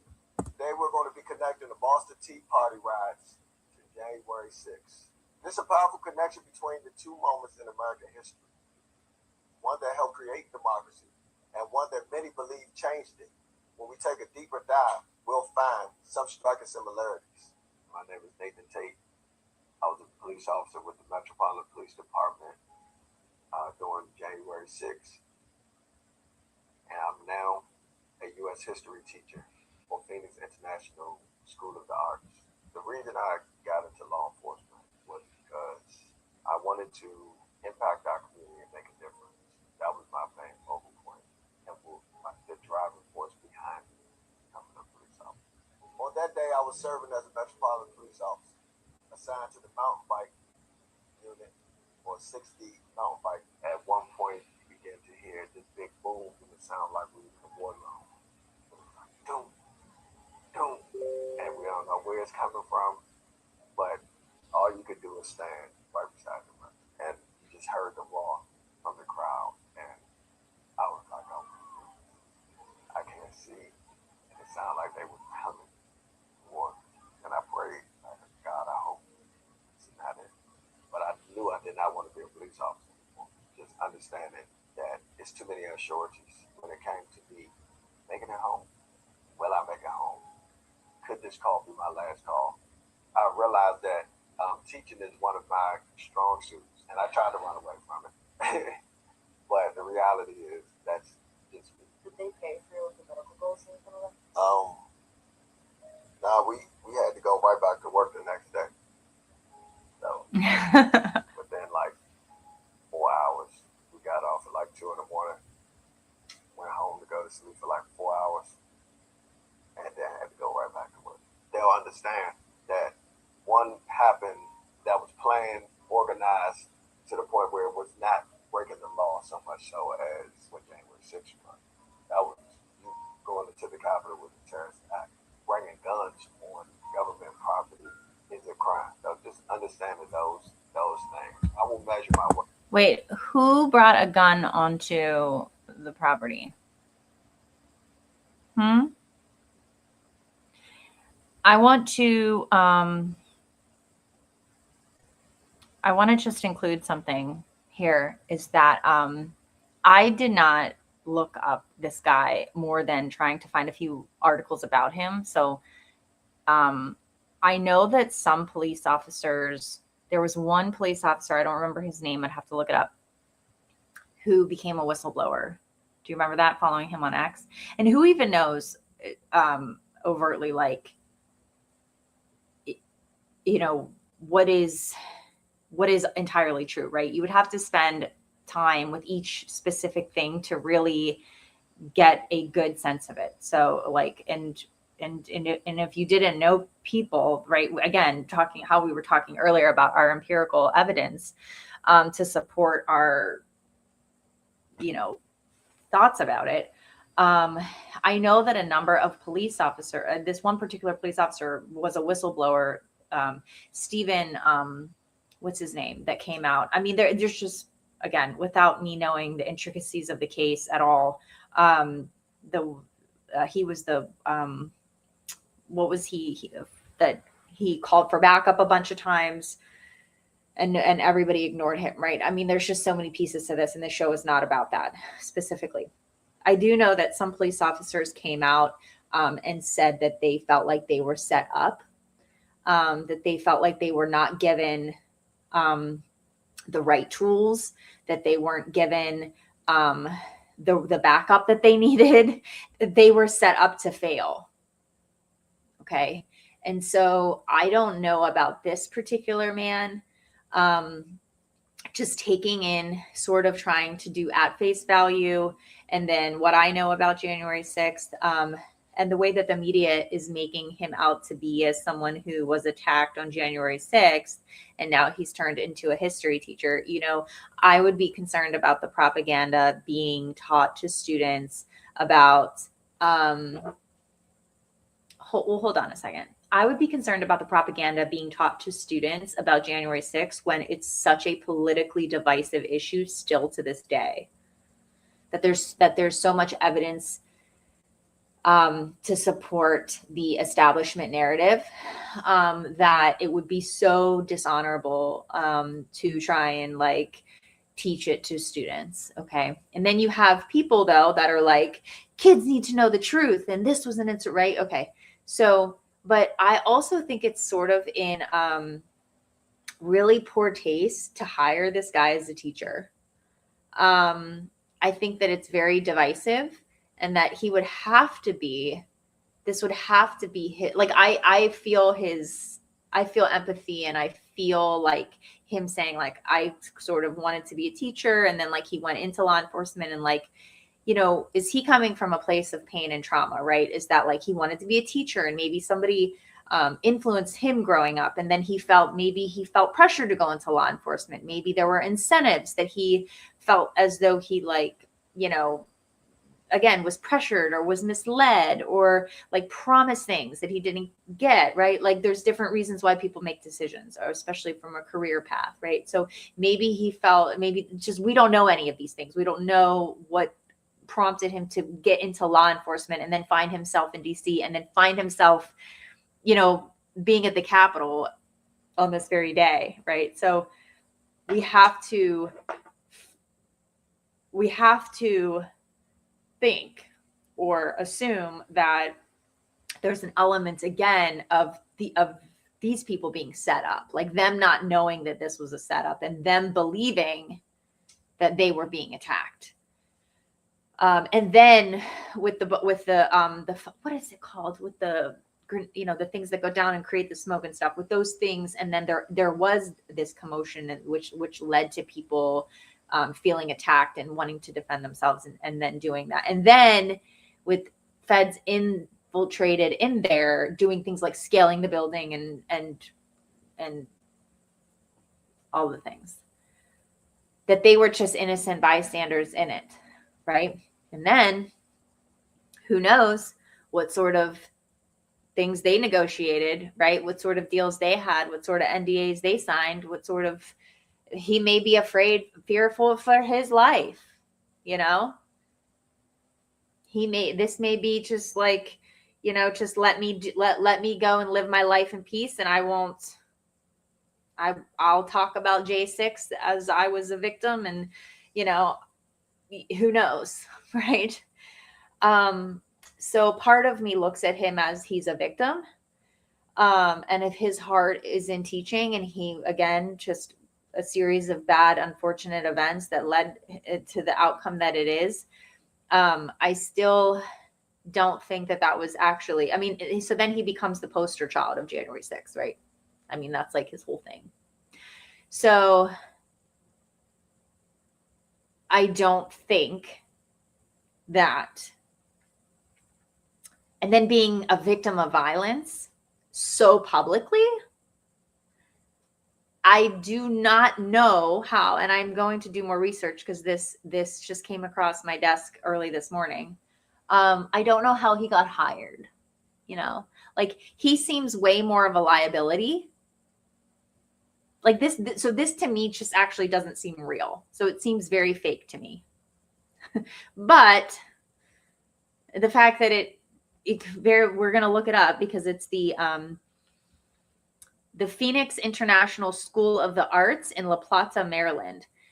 So if it's a charter school, it's very biased, right? It may be like this very liberal area where we recruited him, right?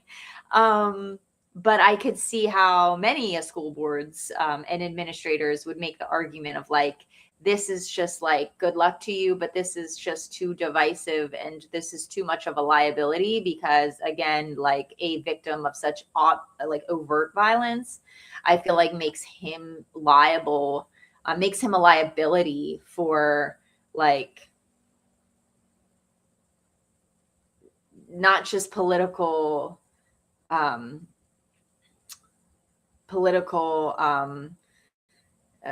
protesting as people being like, we don't agree with this, right? People speaking out about it saying like, we don't agree with this. This is a very politically divisive topic, I guess is what I'm saying. And so it's like the only way it would work is if it was in a very liberal, isolated thing. So let's see what he says specifically. When it comes to that, because I don't want to sway them so much. So, but give them the tools to where they're able to understand and come up to with their own conclusion. Be a free thinker. I didn't know that I would be a part of this, but these things remind me and them that is the case. Or did they know that he wanted to be a teacher and they set him up in there and they planted that seed in him and they were like, you should go back to teaching. In fact, you should go back to teaching history, actually. What are the odds of that? It's not even like he's a gym teacher. It's not even like he's a freaking, math teacher or a science teacher. He's literally a history teacher. Like he got brought in. He got basically recruited. That's why I'm going to follow this story. This is so interesting. You couldn't make this up, but somebody did. So let's take that off. And then let's go to, maybe I was a little dramatic with this is some crazy shit, and he did say like, I want them to be free thinkers. And I love that. That's great. That's exactly right. We want them to be free thinkers. We want to just give them the information, but And I love that. And I think the clip was a little bit soft, you know, it didn't show him.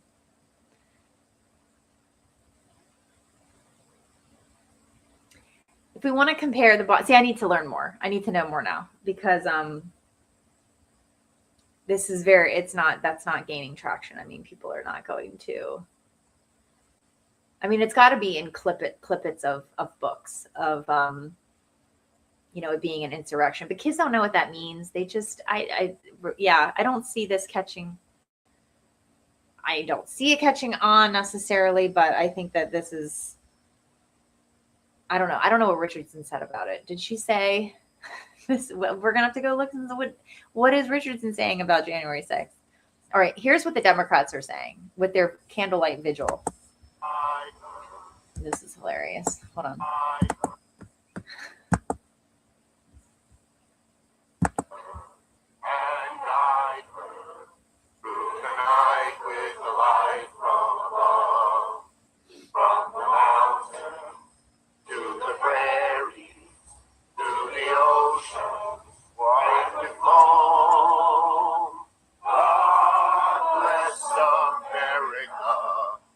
With the cane. Let us remember the attack on January 6th is not over. It lives on in the threats to our election workers. It lives on to those who want to take away In our election workers. The vote, who want to legalize voter discrimination.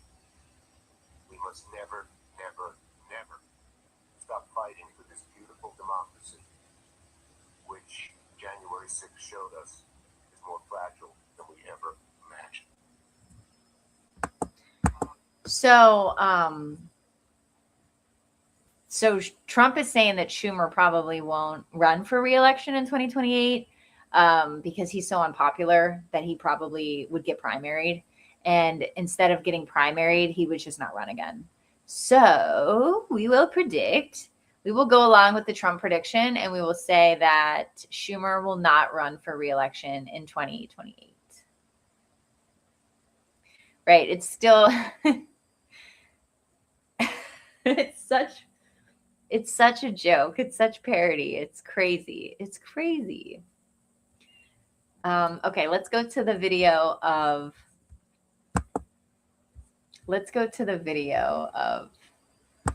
the Democrats' new marketing video. That is also real. It's also real. Hold on.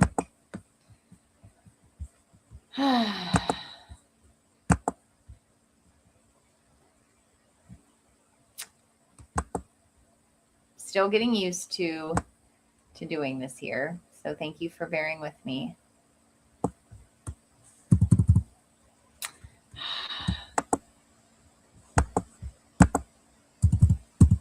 I don't know why it's, sorry.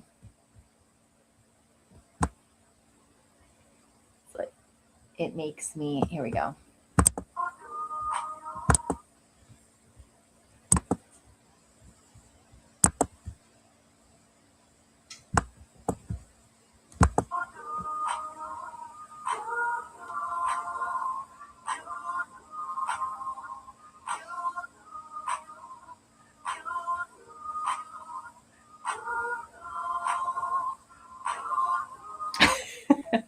Okay, let's watch it one more time, okay?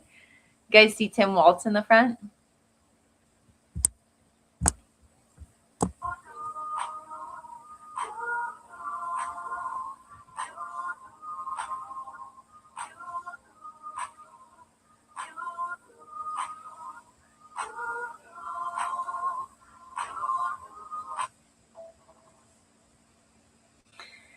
So there's that. There's that, right? So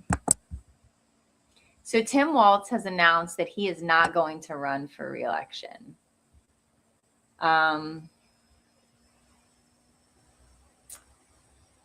Let's see if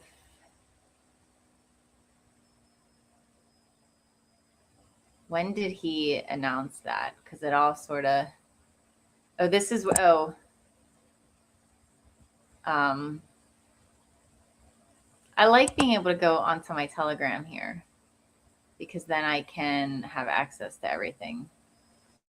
Still really hard. Yeah,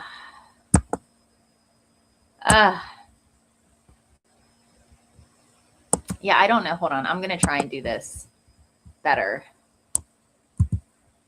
Why would it do that? Why does it do that for me? I just wanted to use my up arrow instead of... Very finicky, guys. Very finicky here.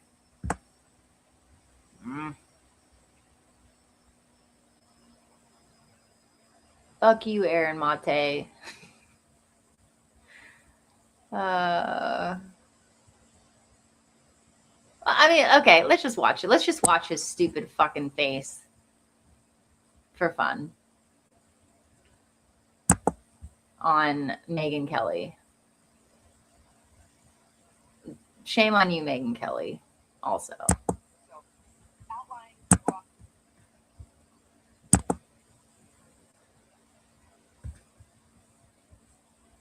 This is a disgrace, okay? Aaron Mate is a hack, a gatekeeping hack that doesn't do his own analysis, that only fucking steals other people's work and reads a script. And his dumb face, okay? He tries, and Megyn Kelly's like, we're going to bring on the progressive anti-imperialist to tell us about why. We're going to get the other side of the argument about why regime change is bad, except back the first time, whenever they were trying to take down Assad, Obama was saying Assad must go. Aaron Mate and his buddy, Max Blumenhoek, was saying Assad must go. So, really? Outline broad brush for us, if you will, why you object to what the United States did. Nobody gives a fuck what Aaron Mate thinks, by the way. Thanks for having me. I appreciate you being open to a dissenting perspective on this. It's important we have debate. And in fairness to Fox News, it wasn't just Fox News that was cheerleading this. You can see so many major news networks cheering this on, CBS News and NBC. So this truly, Oh, my buddies. This is even though this is Trump's policy, it is bipartisan. There's been a regime change campaign going on in Venezuela by the U.S. for a very, very long time, which everybody in power has supported. And it's important to raise questions and to, challenge the assumptions. Ask the hard questions, Aaron Mate. This campaign. The reason why I object to this is, first of all, I don't think we have the right to regime change foreign countries. We don't accept foreign countries interfering in the U.S. If we believe in law, international law, states being equal, states having rights, we have the right to go and overthrow a foreign government just because we don't like them. And in Venezuela in particular, it's obvious why we've been doing it. I mean, Trump, to his credit, has been very clear about this. It's for their oil. Does he have a lisp? He said that on Saturday that we're going to take their oil under the so-called... Is something wrong with his mouth? And I don't grant any state the right to do that. It's also going to have serious And what? human consequences. Why are his books so crooked? What? What is that? Very much coverage, but dozens of people at least were killed, including civilians inside Venezuela. And if this regime change campaign escalates, many more will be fated to die, including possibly, as you mentioned, U.S. soldiers who will be forced to go in and finish the job. But this has been going on for a very, very long time.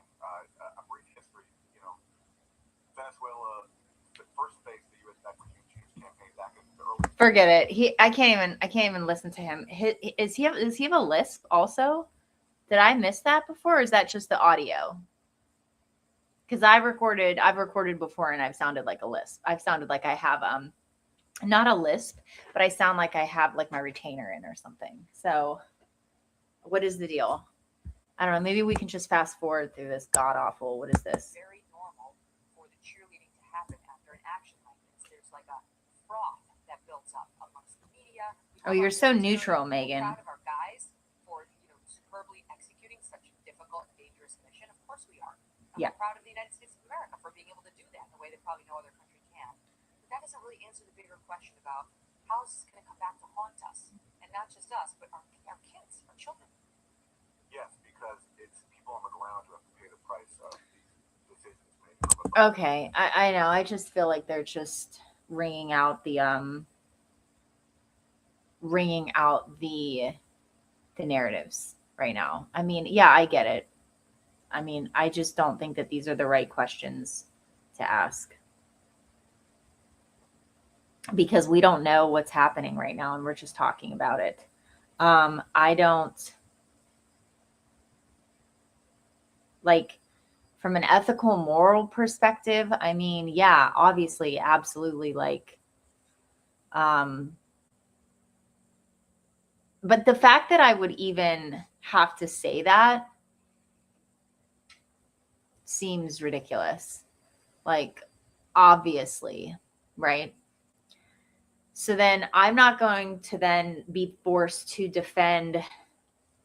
I don't have to defend Trump. I don't have to defend my government. I don't have to do anything. I'm also not cheering. I'm not cheering anything on either.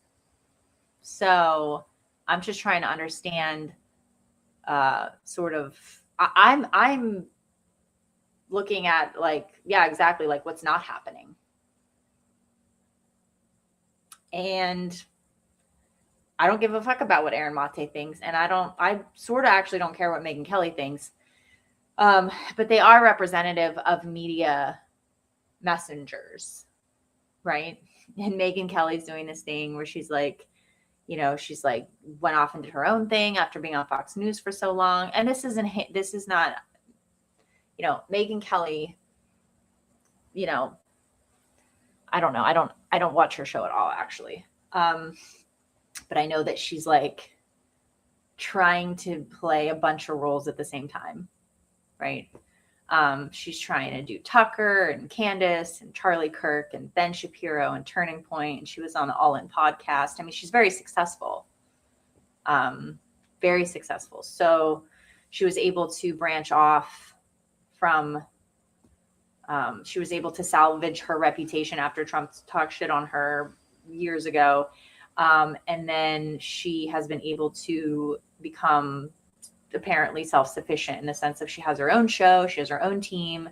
She's talked about all of her producers and how they're able to run their own show and stuff. So like, you know, props to her for that. But she definitely represents a specific quadrant of the media narrative, right? So, and then so does he.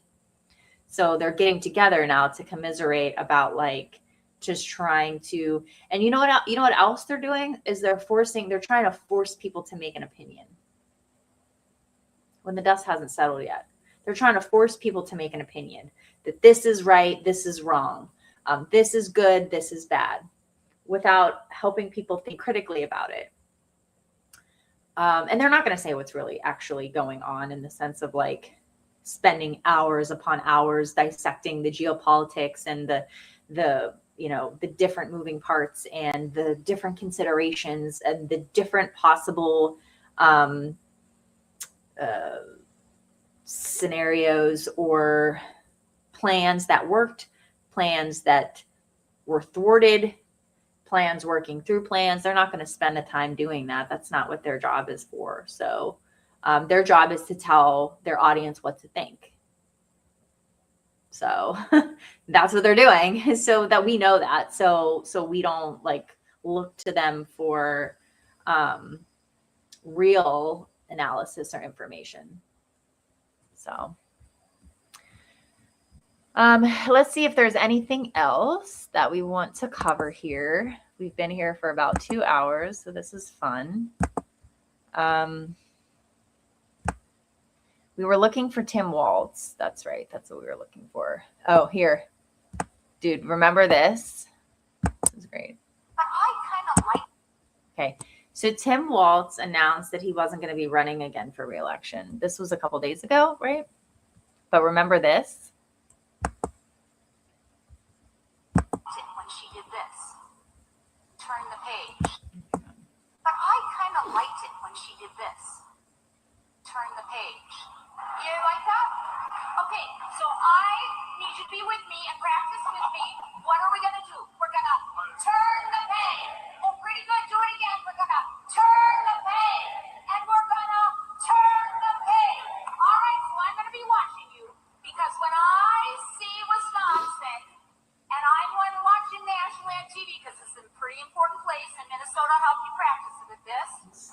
awkward. You just show me this. Turn the page.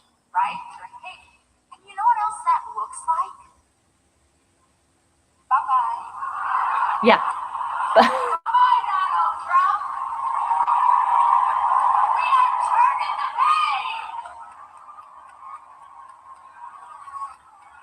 52 days and we are turning the page. 52 days and it is bye-bye, Donald Trump. Okay, guys. If it looks like it's bye-bye, Tim Waltz, right? Bye-bye, Tim Waltz. I don't know. I don't know what that's about. With that spell that she put. She tried to put a spell on us, and she put a spell on herself. Look how that works. Oh, it's hilarious. Okay, so I think that we can wrap it up here. I think we covered everything that we came here to do. So if you're watching this, thank you to everybody for joining me live here today.